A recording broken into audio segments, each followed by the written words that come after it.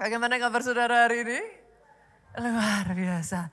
Hari ini saya akan masuk pada bagian yang ketiga, saudaraku, dari seri firman Light the Fire Again. Biarlah apimu menyala kembali. Pada bagian yang ketiga ini saya akan menyampaikan satu pesan firman yang berjudul Api Pasukan Elit. Kita buka lebih dulu saudara, dari Kisah Rasul pasalnya yang ke-10. Kisah Rasul pasalnya yang ke-10 ayatnya yang pertama sampai ayatnya yang kedua. Di Kaisarea ada seorang yang bernama Cornelius. Seorang perwira pasukan yang disebut pasukan Italia. Ia saleh, ia serta seisi rumahnya takut akan Allah. Dan ia memberi banyak sedekah kepada umat Yahudi. Dan senantiasa berdoa kepada Allah. Multimedia pertahankan slide ini. Saudaraku, hari ini saya ingin membawa saudara untuk melihat kehidupan seorang yang bernama Cornelius. Siapa Cornelius?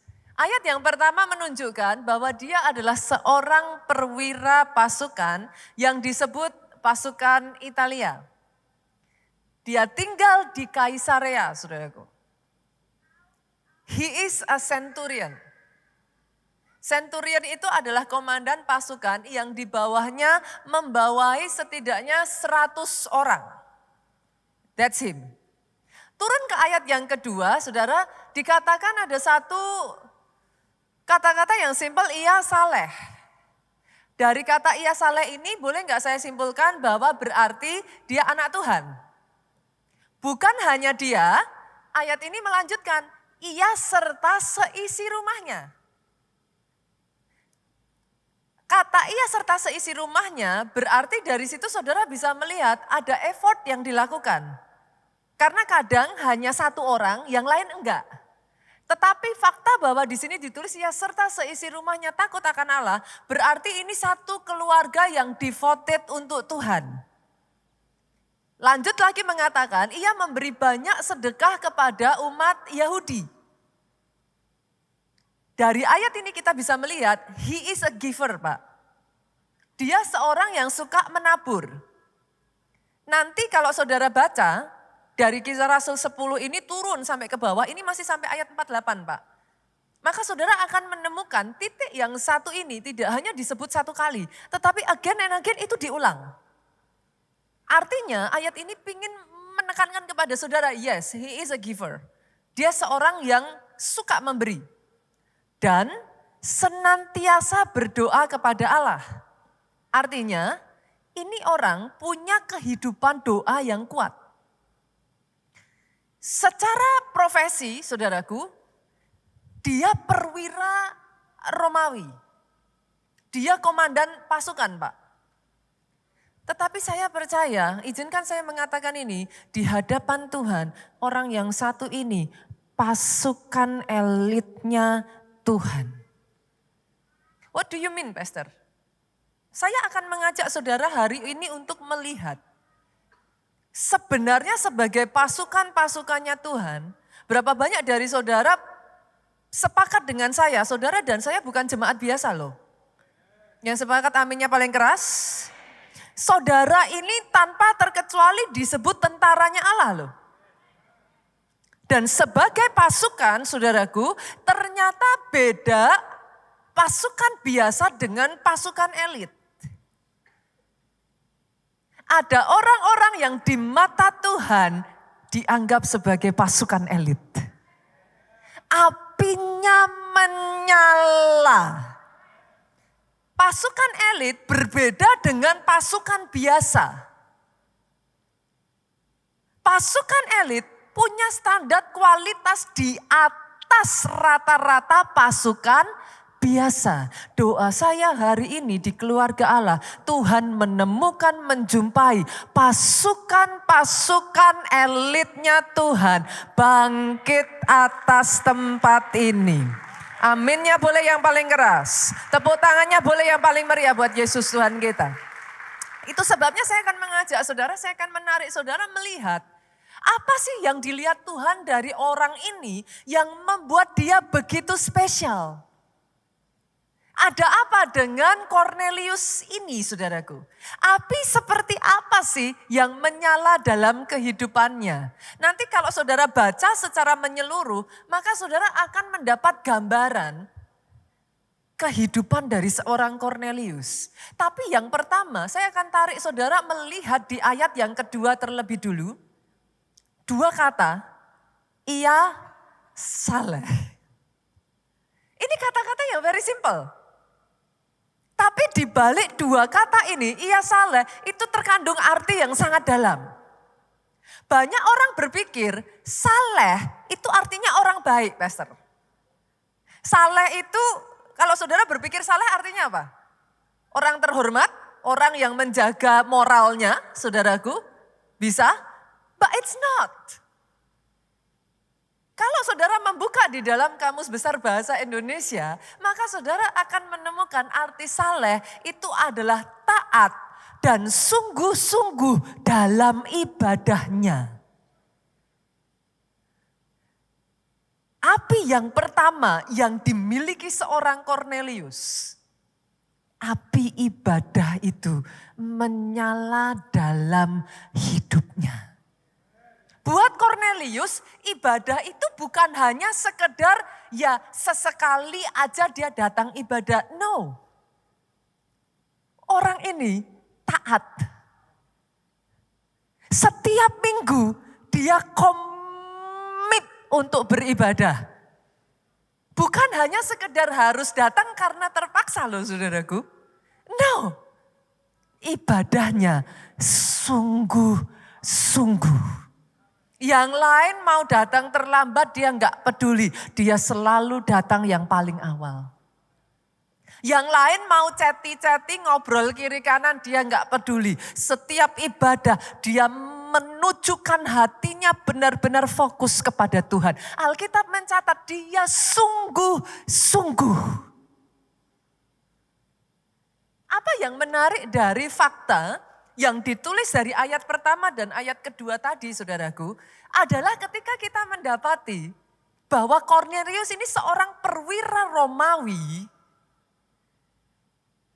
Saudara harus tahu loh, buat orang Romawi pada zaman itu, kaisar itu dianggap dewa yang harus disembah. He is not a Jew. Dia bukan orang Yahudi, Pak. Dia tidak lahir dari keluarga imam loh. Yang membuat fakta ini menarik Pak adalah hanya untuk dia beribadah. Dia punya resiko yang begitu besar dianggap mengkhianati negaranya. It makes it special. Ini membuat dia menjadi orang yang spesial. Kenapa? Jangan salah saudaraku. Orang yang bukan Yahudi namanya ditulis dalam satu perikop yang sangat panjang. Bercerita tentang one single person. It must be something. Yang hebatnya lagi dari orang ini saudaraku. Dia adalah centurion, komandan pasukan kelas atas. Lebih-lebih lagi bagi dia untuk menyembah Allah yang hidup, resikonya bukan hanya jabatan, bisa jadi nyawa. Kalau apinya tidak menyala, dia tidak akan mengambil resiko sebesar itu untuk beribadah setiap minggunya. Ketika saya membaca kisah dari Cornelius ini saudaraku, mengingatkan saya pada saat saya masih remaja saudara. We are very on fire Pak. Kita itu kayak gimana ya Bu, kayak ibadah itu sesuatu yang ditunggu-tunggu gitu. Setiap Sabtu kita punya ibadah remaja saudaraku. Dan kami itu sangat on fire habis-habisan. Di antara teman-teman yang datang di ibadah remaja ini saudaraku, ada satu anak, wanita. Anaknya itu pendiam Bu. Jadi kita juga enggak terlalu banyak ngobrol karena anaknya pendiam. Cuman ada satu hal yang terus kayak kita tuh selalu ingat dari anak ini. setiap kali datang ibadah, itu kalau enggak tangannya lebam, pernah pipinya lebam, pernah satu kali yang tidak bisa disembunyikan saudaraku, matanya lebam. Tapi karena anak ini pendiam, dia rajin saudaraku, setiap minggu dia selalu ada, selalu muncul, selalu datang. Tapi karena dia pendiam, teman-teman juga kayak sungkan mau tanya gitu. Jadi ya kita nggak sampai tanya-tanya seperti apa sudah. Sampai satu ketika ada satu momen di mana kita itu kumpul bareng-bareng, akhirnya kita tanya, kenapa sih kok setiap kali ibadah, sering kali kami tuh dapetin kamu tuh selalu lebam. Dari situlah dengan berlinangan air mata dia bercerita saudaraku. Setiap kali dia pulang dari ibadah, ketahuan oleh papahnya dia ibadah di gereja kita. Dia dihajar habis-habisan saudara. Dia bercucuran dengan air mata dan dia berkata kepada teman-teman semua begitu mendengar ceritanya, otomatis kami terhenyak, kami kaget saudara. Tapi dia ngomong, jangan takut, itu tidak akan membuat aku berhenti beribadah di tempat ini. Waktu kami mendengar apa yang dia katakan, jujur saudaraku, hati kami itu hancur. Tapi dia dengan semangat 45 justru berkata, Papa kok boleh menghajar aku habis-habisan, semakin aku dihajar, semakin aku akan rajin beribadah. Sadari saudaraku, I don't know dengan saudara ya, maybe for you, you have the choice untuk dengan mudah beribadah. Tetapi sadari ini di luar sana ada loh orang-orang yang untuk beribadah, mereka menanggung resiko yang besar. Saudara jangan berbicara kepada saya tentang, bagian Indonesia yang nun jauh di sana ya. Maybe yang peraturannya untuk beribadah diperketat dan lain sebagainya. I'm talking about people that is close. Sekian waktu yang lalu saudaraku saya khotbah di Jogja. Come on, Jogja itu kota kan. Daerah istimewa. Itu bukan kota kecil Pak. Jogja kota yang cukup besar. Turun dari saya khotbah seperti ini, saya turun, saya menyalami jemaat, saya ketemu dengan satu orang ibu. Ibu itu mendekati saya saudaraku dan dia datang kepada saya dengan gemetaran. Dia datang dengan bercucuran air mata. Dia pegang tangan saya dan dia hanya ngomong terima kasih pastor, terima kasih pastor. Awalnya saya nggak ngerti, Ibu, ya kenapa Ibu? Dari situlah dia bercerita.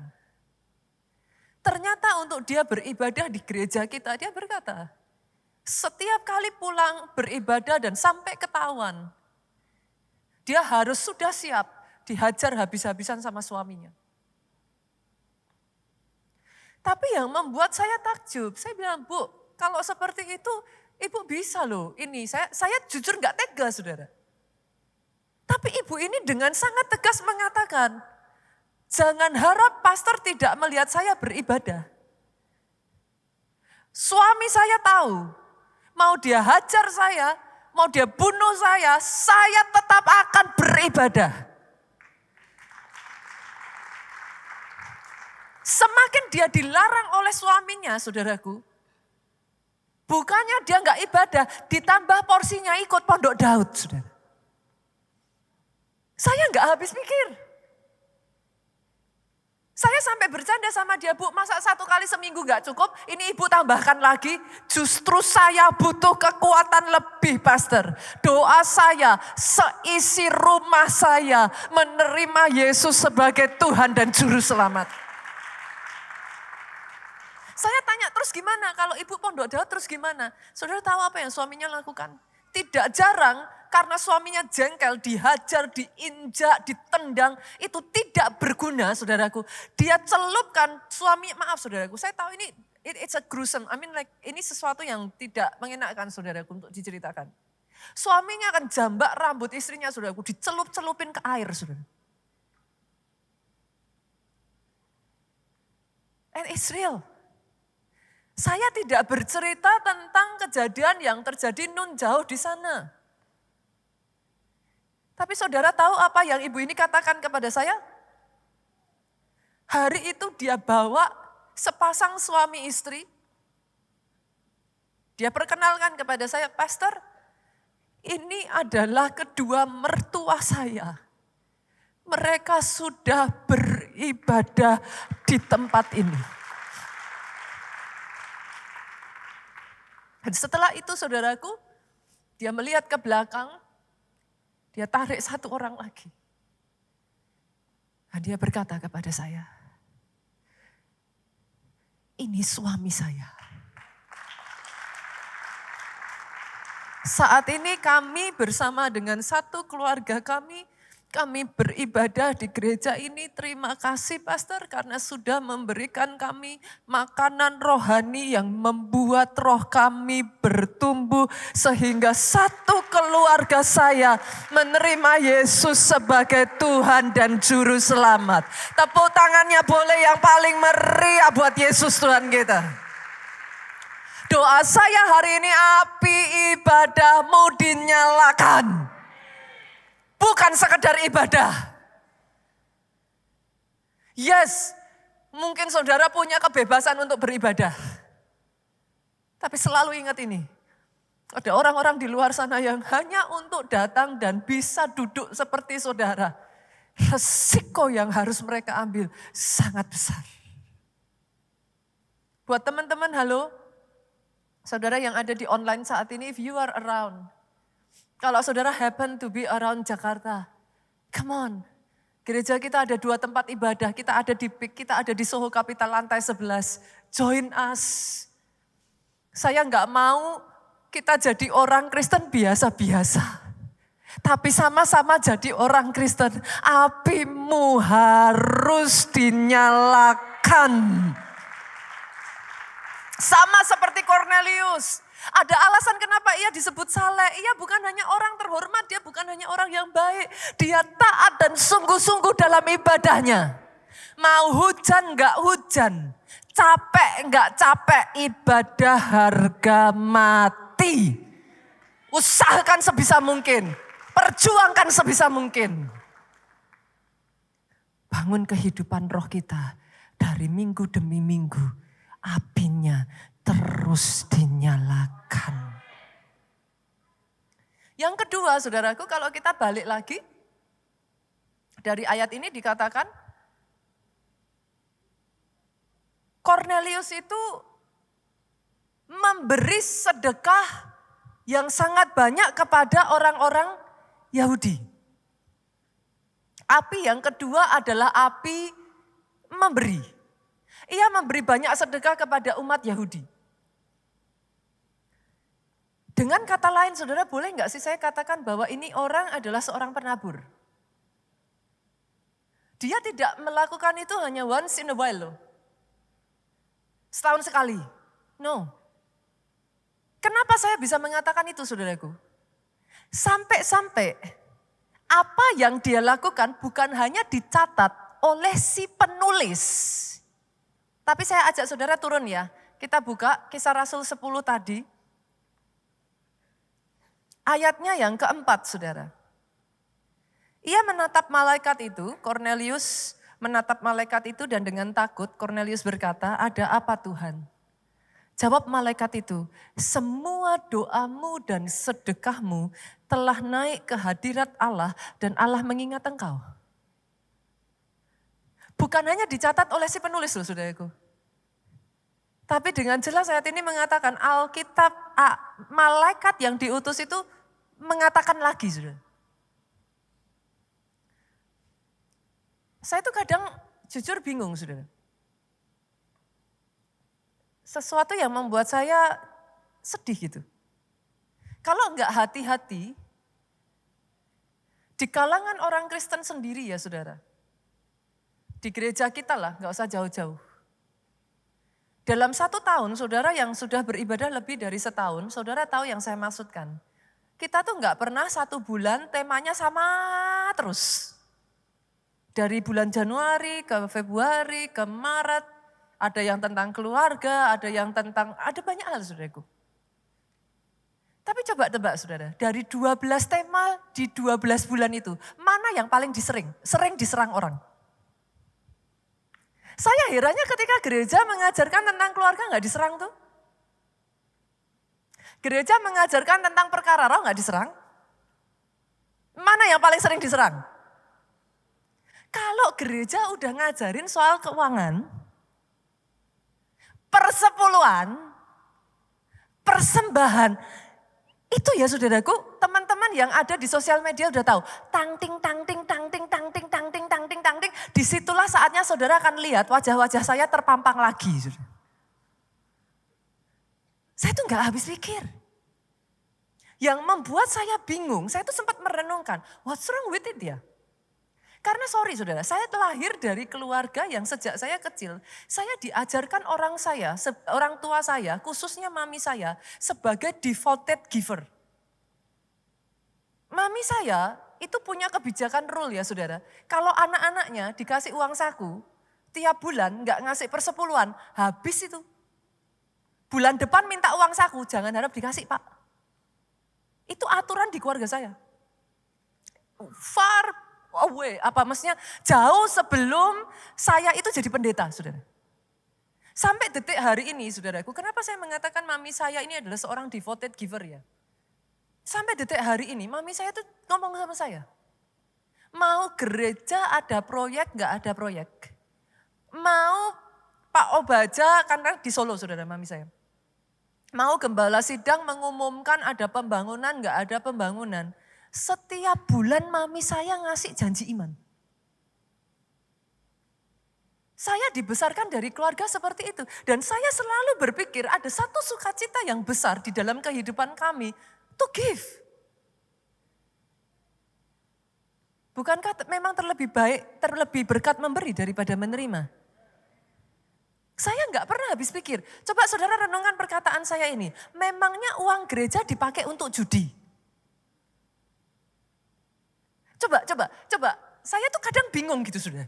What make it? Kenapa setiap kali berbicara tentang keuangan, tentang persepuluhan, apalagi saudaraku, apakah ada di sini yang dipaksa untuk memberikan persepuluhan?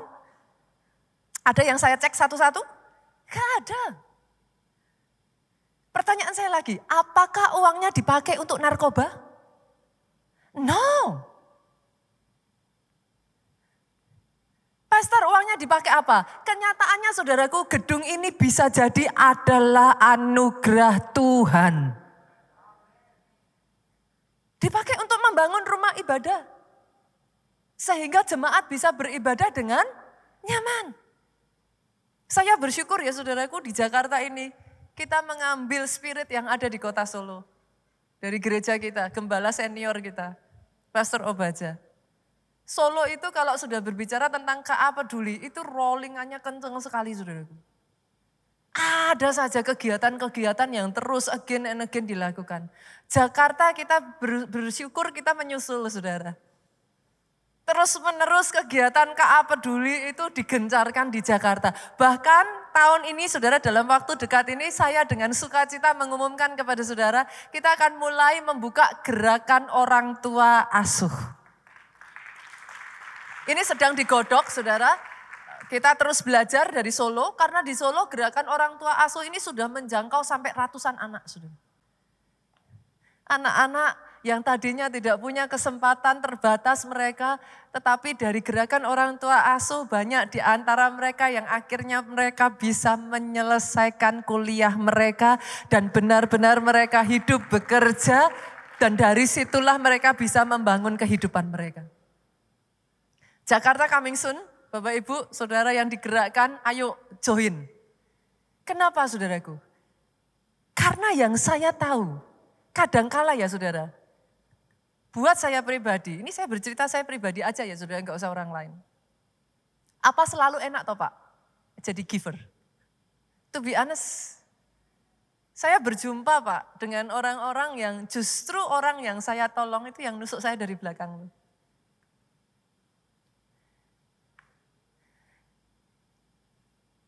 Justru orang-orang yang saya sudah memperjuangkan saudaraku itu yang banyak kali mengkhianati saya. Sekalipun saya seorang pendeta Bu, Kalau mau jujur, apa enggak kapok? Kapok loh saudara.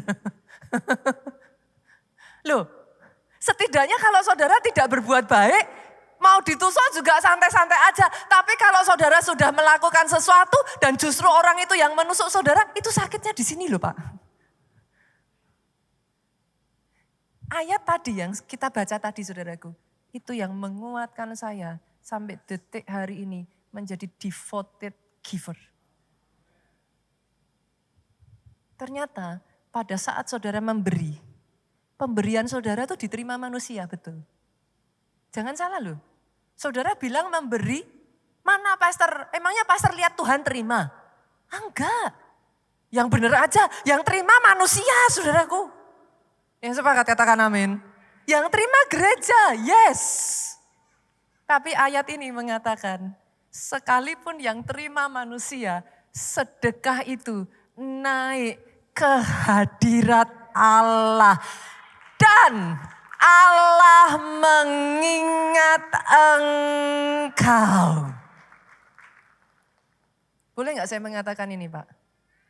Itu sebabnya, jangan pernah jadi mantan giver ya. Tidak peduli apapun yang orang di sekitar saudara lakukan, terus kerjakan yang baik buat Tuhan. Tidak peduli orang boleh ingat, orang mau nggak ingat. Di bawah memang manusia yang terima. Tapi itu naik ke hadirat Allah. Pada saat dia naik ke hadirat Allah, manusia boleh melupakan. Manusia boleh meninggalkan engkau. Manusia boleh mengkhianati engkau. Manusia boleh menyakiti engkau. Tuhanmu ingat akan engkau. Aminnya boleh yang paling keras. Tepuk tangannya boleh yang paling meriah buat Yesus Tuhan kita. Dan yang paling menyenangkan dari kata Tuhan mengingat engkau. Every time saudara cari di dalam Alkitab kata itu muncul, something happen. Kejadian 8 ayatnya yang pertama. Pada saat Tuhan mengingat akan Nuh, air bah surut. Kejadian 30 ayatnya yang ke-22. Pada saat Tuhan mengingat akan Rahel, dibukalah kandungannya. Keluaran saudaraku, pasalnya yang keberapa? Saya mungkin gak ingat keseluruhan saudara. Keluaran pasalnya yang ke berapa ya saudara? Coba saya cek dulu ya saudaraku. Keluaran pasalnya yang ke-6 ayat 5 sampai 6. Pada saat Tuhan mengingat bangsa Israel, dikirimlah 10 tulah yang membuat bangsa itu bebas. Cek aja, saudara cek aja, nanti saudara tulis gitu ya. Kata mengingat. Di setiap kali Tuhan mengingat, something happen. Oh, ini yang membuat saya ya saudaraku terhibur. Saya belajar. Ketika saya menabur, ketika saya memberi, saya belajar. Biarlah taburan itu naik di hadapan Tuhan. Manusianya mau seperti apa kita nggak pernah bisa kontrol saudara. Bagian kita, kerjakan yang terbaik aja buat Tuhan. Karena ada momen-momen di dalam kehidupan ini ya saudaraku. Di saat dimana engkau begitu membutuhkan, Dia ingat. Api yang kedua yang luar biasa dari orang ini. Api penabur itu, jiwa seorang penabur itu ada atas hidupnya. Saya berdoa loh di keluarga Allah ini saudaraku. Ada orang-orang yang senantiasa kalau Tuhan suruh tabur ke sini, tabur saudara. Tolong orang itu, tolong. Saya ngerti kok saudara, I really know. Jujur for some time ya saudara, saya itu bergumul di dalam hal itu. Ada kalanya tuh kayak apa sih, give up aja ya Tuhan. Udahlah gak usah yang aneh-aneh. Malah lebih sakit loh. Coba kalau saya cuma ibadah doang udah selesai perkara kok. Saya nggak usah aneh-aneh, saya nggak usah ini, saya juga tahu juga nggak mau ikut campur kehidupan orang lain. Tapi kadang ketika Tuhan suruh ya saudaraku. Dan saya melihat itu tuh goresnya di sini tuh saudara. Tapi ketika saya membaca semuanya ini saya berkata kepada Tuhan. Saya tetap komit. Tuhan mau pakai kehidupan saya tetap akan komit. Mau orang seperti apapun. Sediakan hidup saudara jadi seorang penabur yang Tuhan bisa pakai. Kesaksian nanti yang kita dengar ya saudaraku adalah salah satu kesaksian yang muncul dari seseorang yang mau bersedia dipakai Tuhan untuk menjadi seorang penabur. Dan dari situ Tuhan pakai untuk memberkati kehidupan satu keluarga. Ketika jemaat satu dengan yang lain muncul jiwa penabur ini. Tuhan bisa pakai untuk perkara besar. Oh, api ini dinyalakan kembali. Yang ketiga yang membuat orang ini spesial saudaraku, bersamaan dengan ayat tadi dikatakan dan senantiasa berdoa kepada Allah. Bukan sesekali loh. Bukan kadang-kadang. Tapi di dalam kehidupan Cornelius, api doa puasanya menyala. Pastor jangan cocokologi dong, jangan dibuat-buat. Orang ayatnya tadi ngomongnya senantiasa berdoa kok, ini karena gereja lagi doa puasa dimasuk-masukin doa puasa gitu. In case ada di antara saudara yang kritis gitu kan. Orang bilangnya senantiasa doa kok, masa di sini tulisannya api doa puasa menyala. Loh, sungguhan loh saudaraku di gereja kita tuh kalau nulis kayak gini gak asal saudara. Kita buka yuk, kita buka. Kisah Rasul pasalnya yang ke-10 tadi turun ke bawah saudaraku. Ayatnya yang ke-30. Di ayat 30 ini Cornelius ini jawab saudaraku. Jawab Cornelius 4 hari yang lalu. Kira-kira pada waktu yang sama seperti sekarang. Yaitu jam 3 petang, aku sedang berdoa di rumah. Tiba-tiba ada seorang berdiri di depanku, pakaiannya berkilau-kilau. Boleh enggak saya ajak saudara baca dalam bahasa Inggrisnya? Jadi supaya saudara nanti enggak bilang, Pastor Nita cocokologi ini diambil-ambil seenaknya ayatnya. Enggak saudara. Yuk, Kisah Rasul 10 ayat 30 dalam bahasa Inggrisnya ngomong gini. 4 days ago, I was fasting. Until this hour. Fasting artinya apa Bapak Ibu? Berarti saya nggak cocokologi ya. Nggak asal ngawur ngambil ayat ya. Jadi ayat ini di dalam bahasa Inggrisnya dikatakan sampai detik ini Cornelius ngomong aku doa puasa.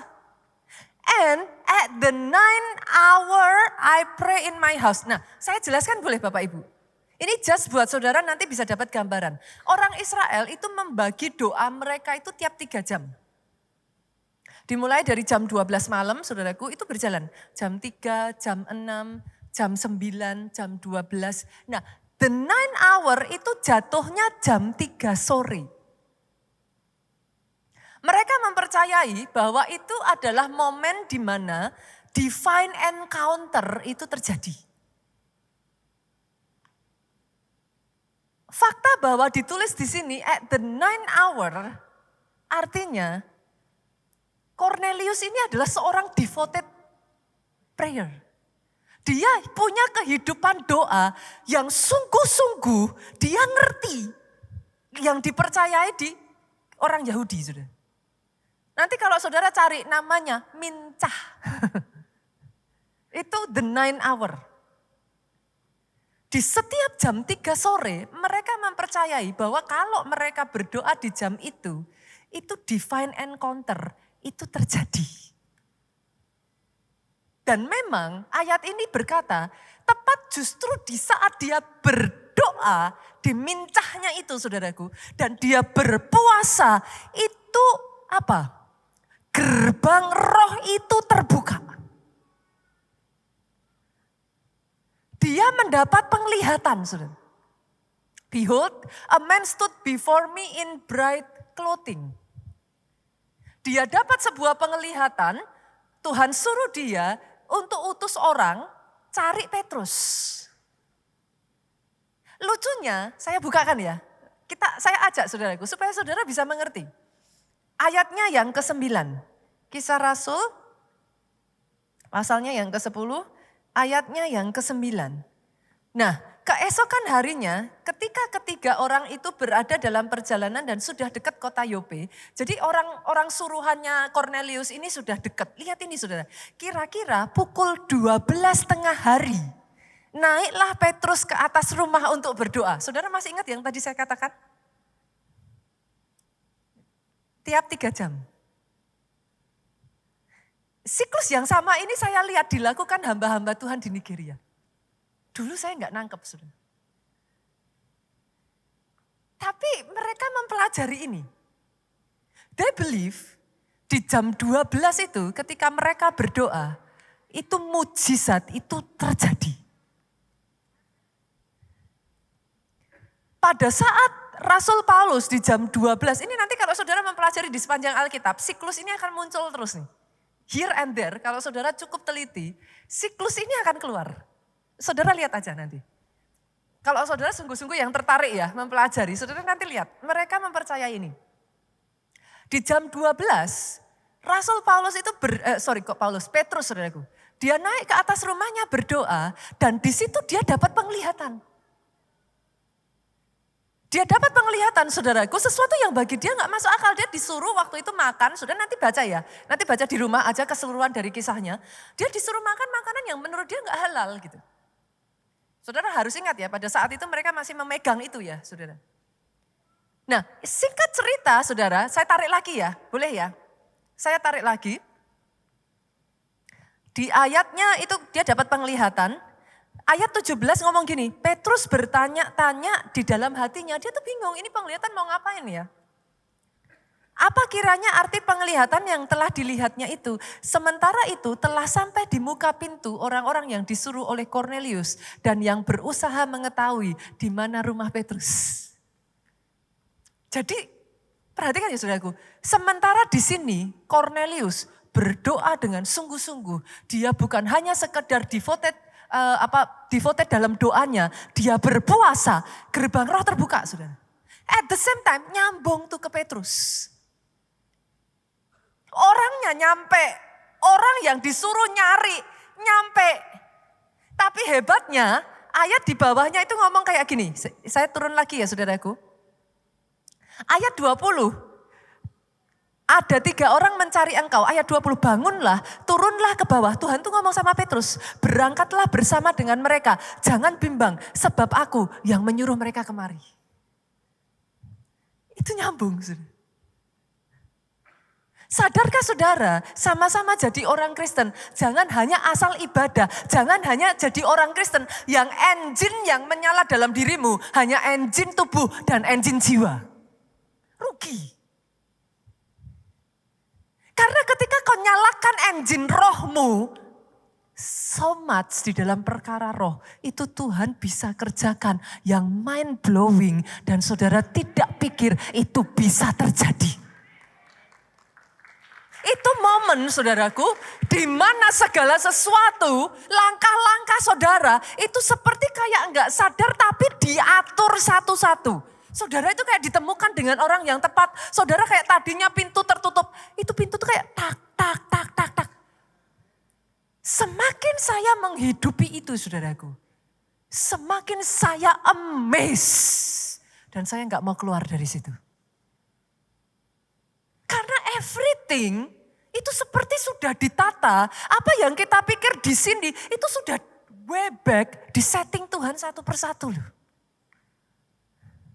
Itu sebabnya firman Tuhan berkata, langkah kaki orang benar diatur oleh Tuhan. Kobarkan api doa puasa.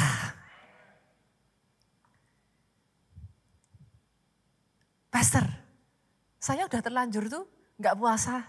Belum terlambat saudara. Lah ini sudah hari yang keberapa Pastor? Enggak apa-apa. Ayo puasa. Kapan lagi? Kalau nggak dipaksa, nggak mau tuh dagingnya. Ayo, jujur saudara. Yang hari-hari ini mau puasa maju mundur kayak Syahrini saudaraku. Ayo, kobarkan api doa puasamu. Paksa diri, yes. Nggak ada orang yang langsung seneng puasa. Jujur kalau mau ngomong, pasti kalau mau puasa rasanya tuh kayak somehow saudara. Ketika saudara berpuasa ya, pendengaran dan penciuman saudara itu menjadi lebih sensitif saudara. Dari kejauhan itu suara ting ting ting ting, ting itu sudah kedengaran saudara. Gak tahu gimana kalau puasa tuh ya, di belakang ART masak apa, itu hidung tuh tajam loh. Kok harum ya? Itu sebabnya saudara kalau nggak dipaksa, tubuh nggak akan mau. Besok ini saudaraku, gereja kita get ready ya. Tanggal 20 sampai 29 hari Selasa ke depan ini, sampai 10 hari ke depan, kita akan mengadakan KKR Pencurahan Roh Kudus Fire Conference saudaraku. 10 hari berturut-turut, jadwalnya saudara cek ya. Karena tiap hari beda-beda, yang khotbah beda-beda, mau khotbah siapapun datang aja lah saudara. Semuanya memberkati kok. Yang perlu saudara catat, saudara foto saudaraku adalah jamnya. Senin sampai Jumat itu di jam 7. Sabtu di jam 5 sore, hari Minggu full seperti biasa. Jadi jangan salah ya, Senin sampai Jumat di jam 7. Hanya hari Sabtu itu di jam 5 sore. Lalu kemudian hari Minggu full.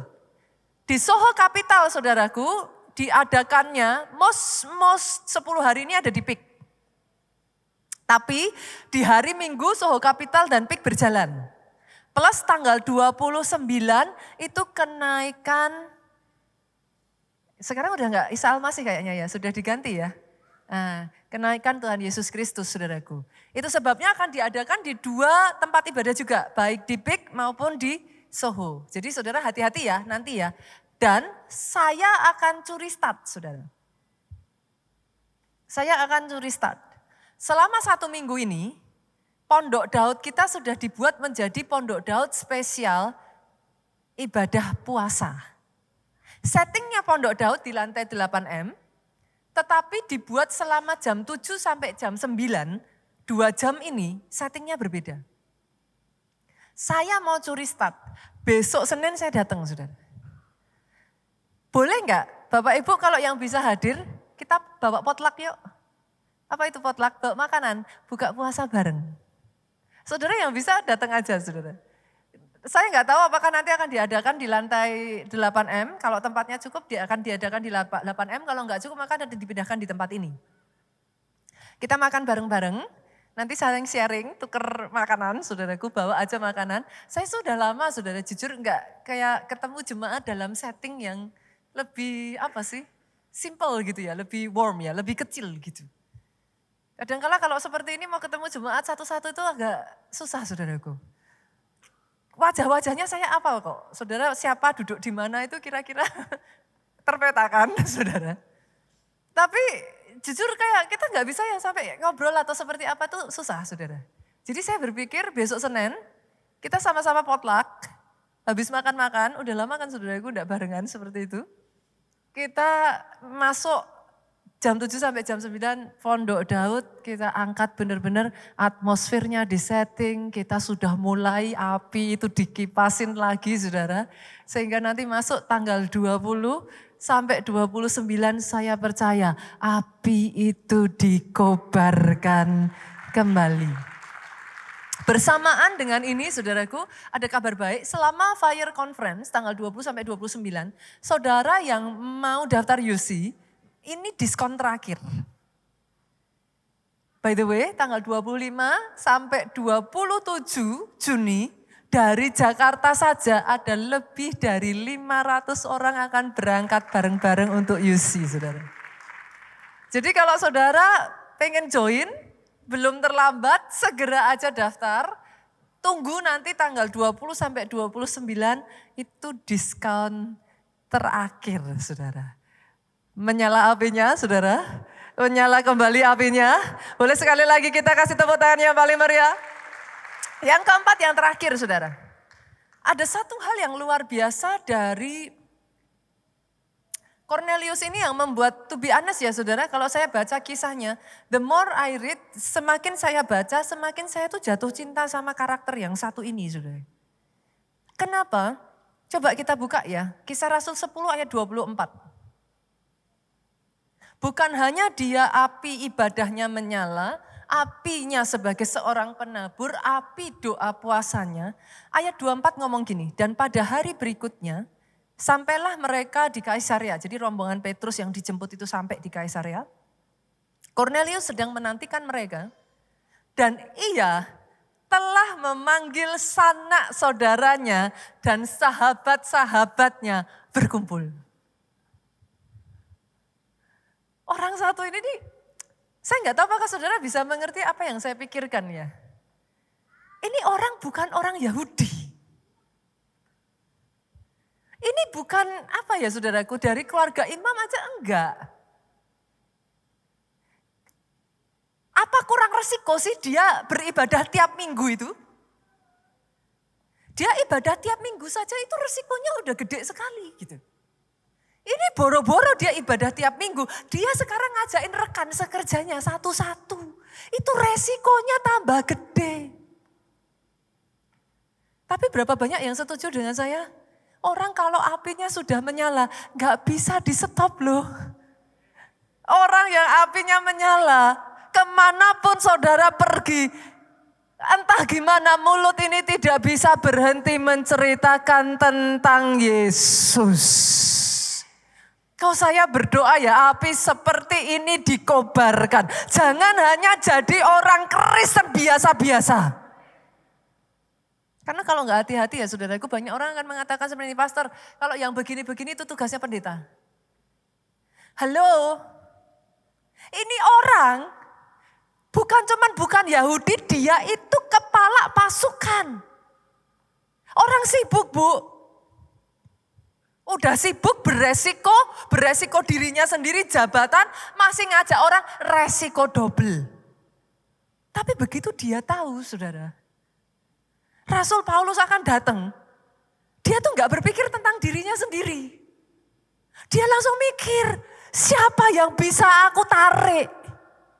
Dia ajak tetangganya, dia ajak serabatnya, dia ajak bawahannya, dia ajak orang-orang rekan koleganya saudaraku. Dan hari itu Alkitab mencatat terjadi KKR besar-besaran.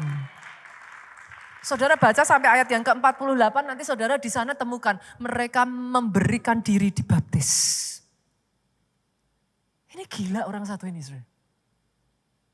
Mengingat hal ini ya jujur saudaraku, saya tuh teringat akan kemarin kejadian waktu kami mission trip.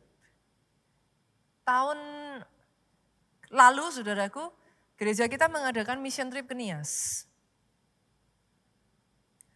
Tahun ini mission trip akan dibuka lagi saudara. Nanti tunggu ya, tanggal mainnya akan diumumkan sekitar bulan Agustus saudara. Nanti begitu segala sesuatunya sudah fix, sudah pasti, saudara akan dikasih kabar gitu. Kepastian tanggalnya, mungkin sekitar minggu ketiga, minggu keempat bulan Agustus. Gitu. Mission trip akan diadakan saudaraku, nanti kotanya juga akan kita umumkan, kita menyusul saudara semuanya. Tapi tahun ini akan diadakan mission trip. Dan mission trip tahun lalu saudaraku itu luar biasa sekali. Mungkin boleh aja dimunculkan videonya ya, multimedia sudah siap. Dimunculkan aja videonya. Silakan, multimedia. Apa yang saudara lihat ini, kami tidak beribadah di gereja. Yang ditayangkan ini, lawatan terjadi, saudara lihat orang itu pada berjatuhan, mereka menangis, mereka bergelimpangan. Ini ada di cafe shop. Ini tidak terjadi di gereja, saudara. Ceritanya, saudara, pada saat itu kami itu udah capek banget seharian karena mission trip itu padat, saudara. Kami itu udah capek. Tapi pemilik dari coffee shop ini begitu mengetahui bahwa rombongan gereja kita datang ke Nias, dia nekat dan maksa ngotot untuk menyuruh menghubungi gereja kita, saudaraku, untuk minta supaya kita itu berhenti di coffee shopnya dia, saudara. Sejujurnya pada saat itu semua itu udah sore, kalau saya nggak salah itu sekitar jam 4 sore kayak gitu, saudaraku. Dan orang sudah pada capek, perjalanan balik lagi ke kota itu masih 2 jam. Kalau berhenti, udah semakin malam, saudara. Dan besoknya itu kami udah pulang. Jadi kita tuh sudah tidak, sorry to say saudaraku, dalam pikiran kita tuh udah ada gitu. Tapi sampai titik terakhir, pemilik coffee shop ini nekat dan mengatakan, harus datang ya pastor, udah dibeliin makanan. Itu senjatanya saudaraku. Bukan masalah makanannya sih saudara. Tapi kita tuh jadi merasa kayak, saya jujur pribadi merasa segininya dia berusaha gitu. Akhirnya kami datang saudara. Pada saat kami datang, kalau nanti saudara lihat itu ya tadi ya, teman-teman tuh udah kucel, wajahnya tuh udah capek gitu. Dan kami datang dengan pemikiran, kami cuman sebentar doa berkat aja untuk coffee shopnya, terus pulang. Ternyata mereka sudah siap saudaraku. Bukannya doa berkat, saya diminta nyampein firman. Loh saya kan bilang loh, ini orang tamu-tamu tuh pada duduk di situ sudah. Mereka gak peduli. Saya nyampein firman, setelah nyampein firman, orang berbondong-bondong maju ke depan, jongkok nangis KKR di coffee shop, saudara. Itu saya tuh sampai, saya sendiri bingung, saudara. Karena jujur, badan gak bisa menipu, sudah teler, saudara. Tapi itu teman-teman ya melihat orang-orang datang berbondong-bondong, jongkok nangis. Didoakan, kita tuh berpikir didoakan ya sudah didoakan. Saudara aja di sini kadang didoakan masih gini kok. Kuda-kudanya kencang. Orang kadang tuh saya gemes deh. Saudara kenapa sih, apa takutnya? Ini karpet saudara, jatuh takut apa? Itu udah sampai kayak pohon gini nih, tapi masih gitu. Itu teman-teman di sana ya saudara. Kami tuh bahkan gak berpikir mau doain lawatan. Doa tuh cuman gini, buk jatuh sendiri. Satu demi satu mereka nangis. Hari itu, cafe shop itu, hadirat Tuhan. Itu sampai teman-teman yang tadinya tidak siap, mereka ikut nangis, banjir air mata, semuanya tidak menyangka. Itu justru dipakai jadi satu momen. Kobaran api itu dinyalakan kembali. This is my point, Bapak Ibu. You live in Jakarta. Kota di mana di tempat ini begitu banyak pilihan gereja. Tapi kalau enggak hati-hati ya, saudara itu jadi apa? Di sana. Mereka haus dan lapar. Mereka enggak punya pilihan. They want it so bad. Kadang kita punya loh banyak, tapi enggak dihargai. Doa saya hari ini ya, api roh itu dinyalakan kembali. Saudara bisa merasakan sementara saya menutup firman ini ya. Pemain musik worship leader boleh maju ke depan. Api itu dikobarkan lagi. Jangan puas yuk jadi orang Kristen biasa-biasa. Saya menantikan cerita-cerita seperti ini terjadi di Jakarta. Di tempat kerjamu. Somehow engkau ketemu orang. Entah bagaimana engkau cuma pegang tangannya, engkau doakan. Tapi di situ Tuhan jamah hatinya. Entah bagaimana engkau ketemu by chance, Tuhan tunjukkan. Itu sebabnya boleh gak saudaraku? Bukan cuman kalau Tuhan suruh saudara nabur. Tapi kalau Tuhan suruh saudara dekati seseorang untuk doakan. Boleh gak belajar taat? Beberapa waktu yang lalu saya menyampaikan firman tentang ini loh. Jangan jadi orang Kristen yang terlalu susah buat saudara untuk taat. Jangan jadi orang Kristen yang terlalu susah dipakai Tuhan. Disuruh nabur gak mau, disuruh doain gak mau, disuruh apa-apa gak mau. Repot. Sampai-sampai di dalam beberapa kisah, kadangkala saya dengar kisahnya takjub, tapi at the same time sedih. Kenapa sih Tuhan gak pakai kita aja? Tuhan sampai harus menampakkan dirinya sendiri loh. Saking manusianya diutus gak mau. Hari-hari ini Tuhan mencari orang-orang saudaraku yang mudah buat Tuhan pakai saudara, mudah untuk taat. Simpel gak apa-apa. Saudara ajak, nanti orangnya, pastor gimana kalau nanti orangnya gak ini, nanti kalau orangnya gak itu urusan Tuhan dengan orang itu. Tapi bagian saudara gak susah, cuma ngajak.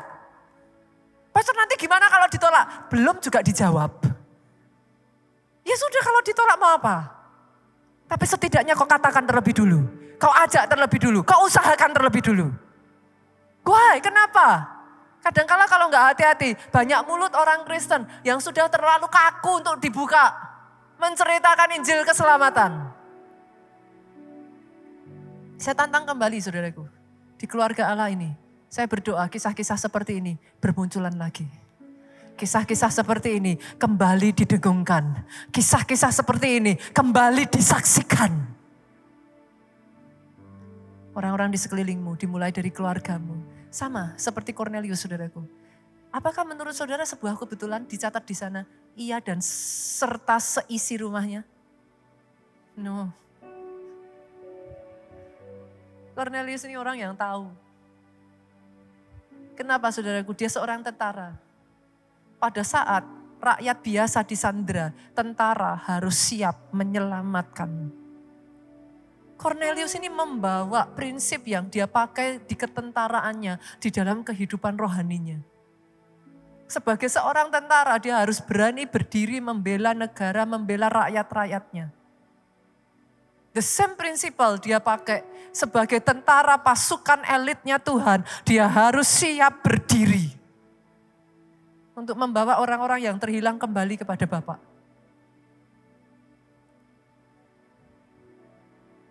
Jangan puas saudaraku. Jangan nyaman.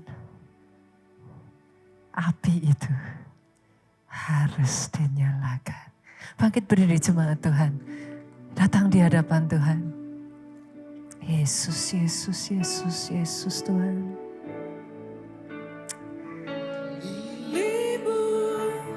Bagian yang terbaik selamanya tak akan terganti. Momen yang paling indah saudaraku. Justru adalah momen di mana apimu itu, cintamu lamu-lamu itu menyala kembali. Jemaat yuk.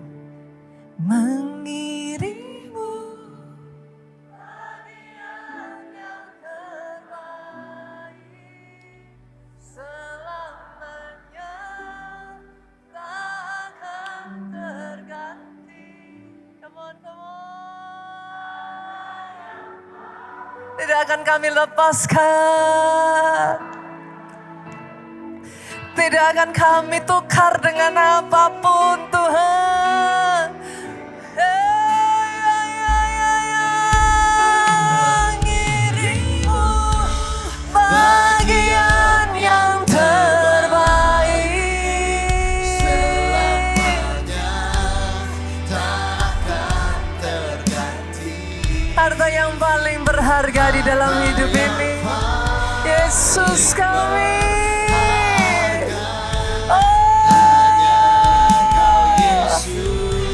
Dan terakhir saudaraku katakan, mengiringmu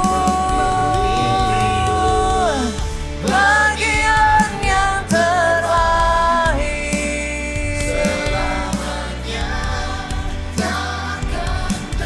Api itu dinyalakan kembali, api itu dikobarkan kembali.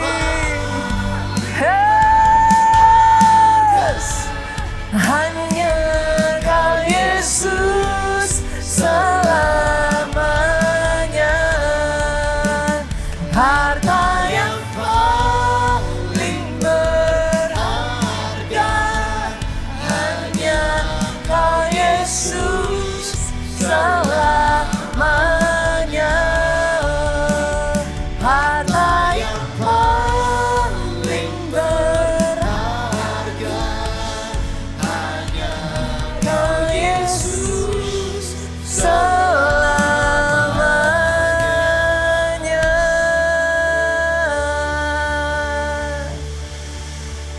api itu terus berkobar. Api ibadah. Tidak hanya sekedar beribadah, tapi ibadah yang menyala.